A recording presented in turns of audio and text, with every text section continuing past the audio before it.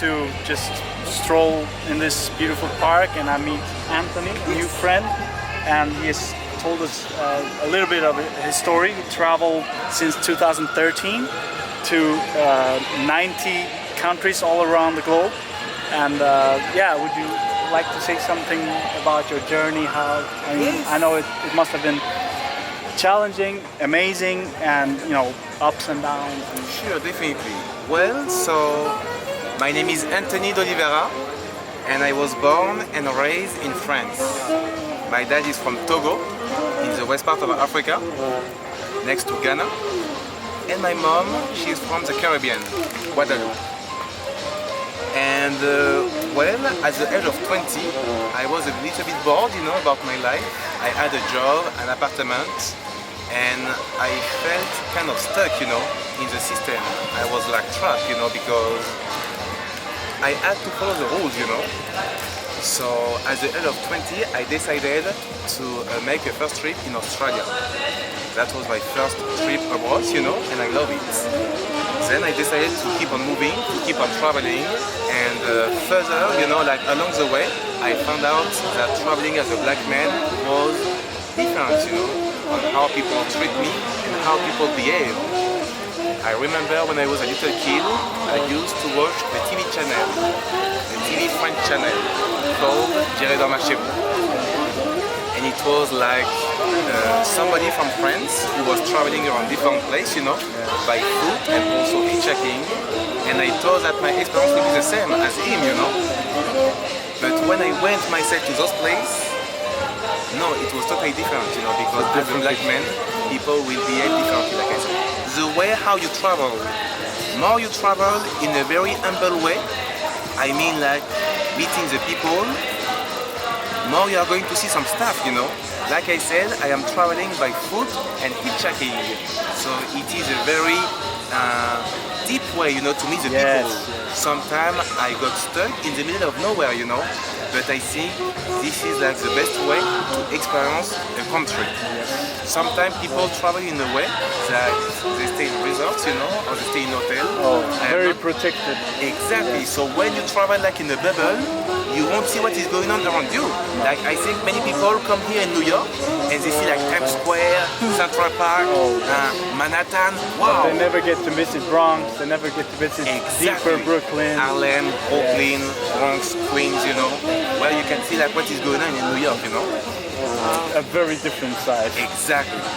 So a little bit about my experience. I grew up in Hammerhill in Gothenburg. It's a suburb, Gothenburg, yeah, Göteborg.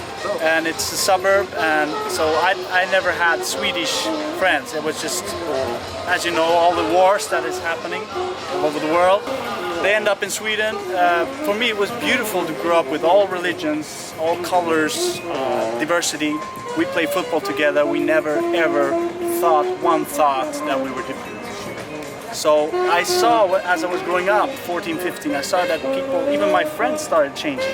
I saw that we start to learn.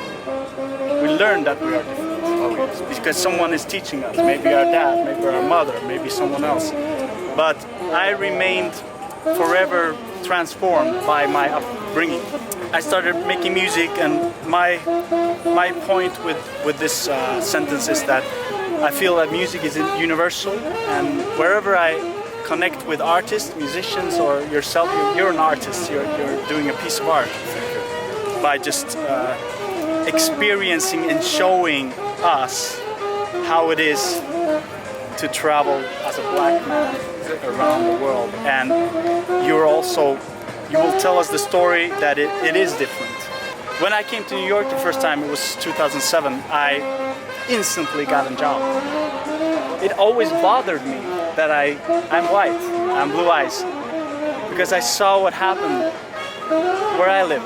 Some people had a struggle. If you're a Muslim, struggling to get into society. I had a Swedish name, Swedish Olsen, Swedish.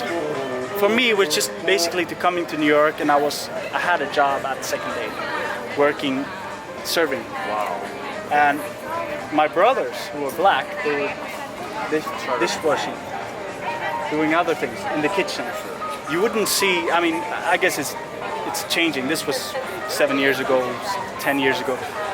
But there was always white people serving us there. In Brooklyn, hipster areas, you know, even some parts of Harlem. It feels really weird inside of me. This is reality.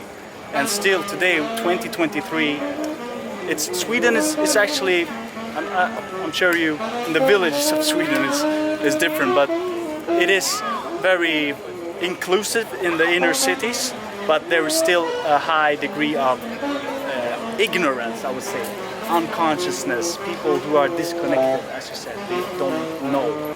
I wrote a song about this. I'll play tonight, and I hope you can make it. I'm sure you're super busy, but I wrote a song inspired by John Lennon, and the title is No Country, because I feel that countries divides us by a little line, and you've walked over the lines. I mean, it's same places, different faces, but inside we're all the same. That's why I dress also inside out. Inside we are all the same. We bleed the same color of red. In the society of today, is trapped, is in own bubble, you know. So I think pretty much, first of all, it will be like creating awareness and then educate people on what is going on. And I would love to take my documentary into some film festival, you know, and maybe into some schools and university. Please check out Antony de Oliveira's video and his channel, follow his journey, support him, and support us and keep spreading awareness and inclusion and becoming one. We are all one. We're all the same on the inside, and we are brothers and sisters, one way or another. So please support his journey. It is different depending on your skin. Sadly, I'm very sad to say that. Yeah, just listen and watch and digest it. We will put the video in the description and in the comments. Please check it out. You'll be very, very inspired.